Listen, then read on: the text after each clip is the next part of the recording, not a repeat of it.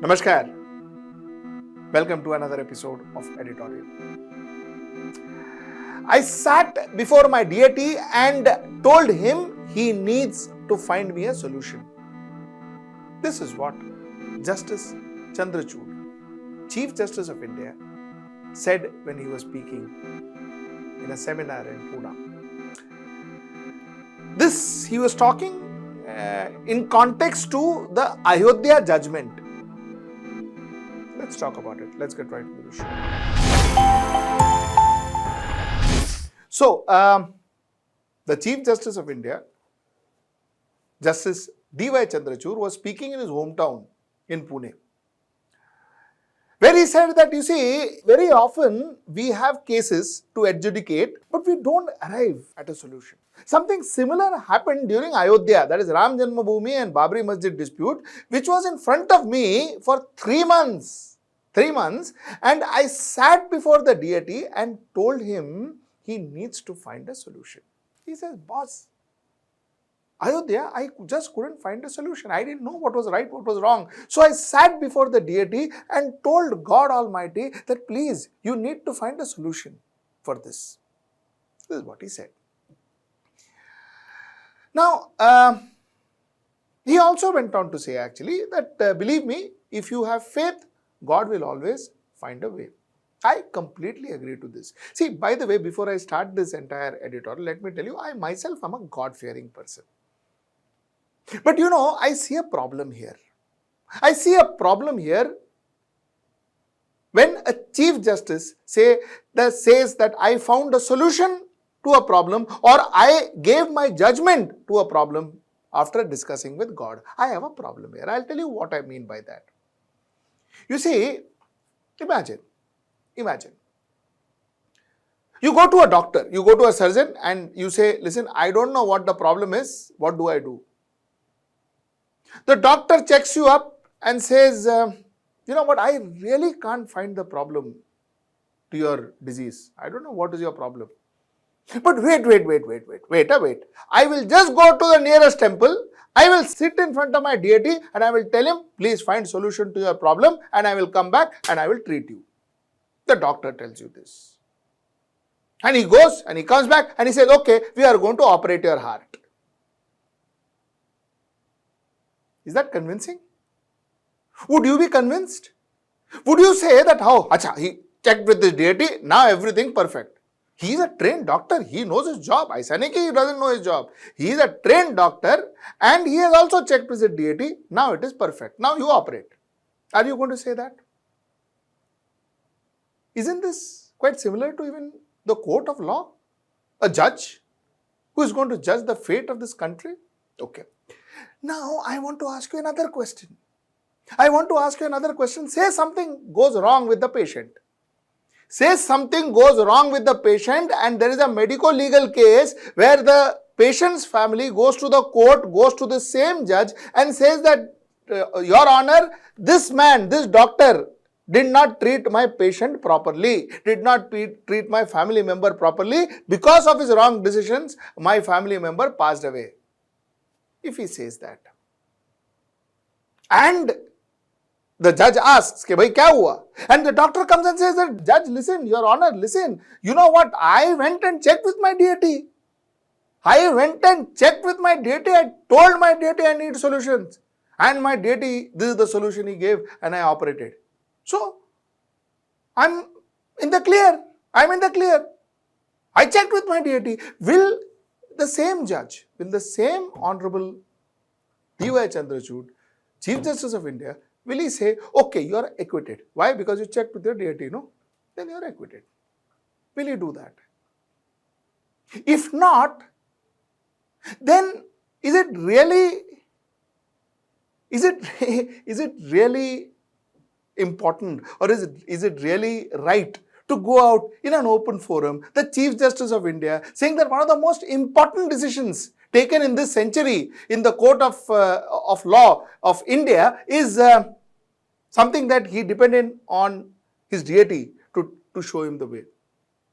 Again, I tell you, I am a believer. I am very God-fearing person. I completely believe that if you have faith, most of your life, most of your solutions comes in front of you. But by saying all this, by believing all this, do you think I can go up to my editorial team tomorrow and say that, listen, editorial team, I think you need to do this particular article, Baba. You know why? Because my deity told me so. Will they believe me? Should I be saying it? The third factor is our constitution itself, scientific temperament. We need to build scientific temper into our people. This is what the constitution says, where it is not questioning faith. It is not questioning your belief in God. But what it says is, there are certain places where you should purely work on logic, science, technology and philosophy. You can't work on, I sat in dhyan and I was enlightened and I am doing this. You can't do that. That's against the concept of scientific temper, which means that's against our constitution, isn't it? That's against our constitution. Okay.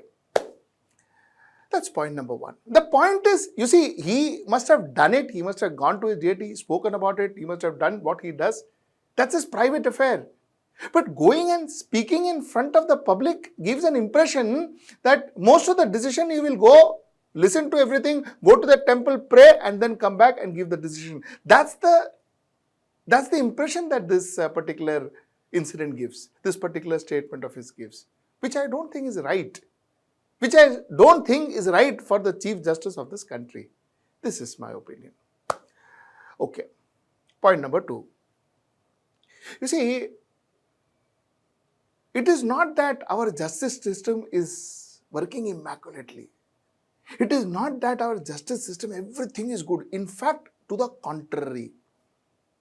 There is one judge in Karnataka High Court who says that no problem. You can go and say Jai Shri Ram in a mosque. So what? So what? They're all living in religious harmony. So what happened if we go and say Jai Shri Ram in a mosque? He said it.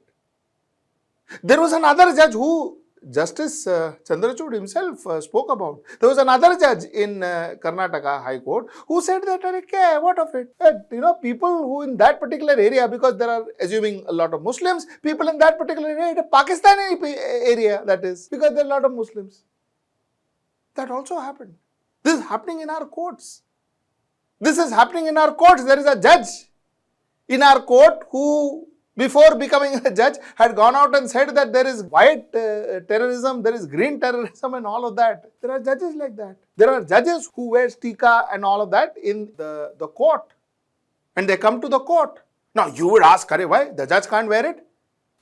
See, technically, I have not seen police wear tika and go to office, go to duty. I have not seen an army man wear tika and go to office. Why? If an army man cannot do that, a police cannot do that. A judge is supposed to be the most fairest of person sitting in front of me, because I go to him with my life. He takes decisions on my life. He can hang me if he so decides. And he can wear tika and everything and then come and pass a judgment. Would we be okay if a judge comes in a skull cap and sits in front of us and then takes a decision? Would we be okay? If that's not okay, then how come wearing a tika is okay? The point that I am trying to make is, you see, these are small issues. These are small issues, and a lot of you may say that, why are we exaggerating these issues? Why are we making this issue larger than life? But no. These issues needs to be addressed now, so that it doesn't grow to a level where you can't control it. These issues needs to be addressed now. The country should say that we understand that such things are happening around us. It's important. It's important because, like I told you, our judiciary is our last frontier. Judiciary is the last place we can hope, pray for justice. Judiciary is the last frontier to ensure that our constitution is kept intact, the way it was and the way it should be. Judiciary is the last frontier. And if judiciary starts shaking, judiciary starts taking sides, judiciary starts saffronizing, judiciary starts, becoming a majoritarian kind of a setup, where the judge, this didn't happen. I'm just giving an example. This didn't happen. I'm again telling you, just giving an example, where the judge tomorrow, you may have a judge who will say Jai Shri Ram and sit in his chair and say, now come on, आगे आ जाओ, बताओ problem क्या है. This could happen tomorrow. This could happen tomorrow, and like now we could sit here and do editorials, and like now a lot of people will write about it, but then this could happen tomorrow. It should be nipped in the bud, and it should start with the Chief Justice of India. He should be the first person, whatever your personal preference, your religion, your faith is. I mean, he should be advising us here.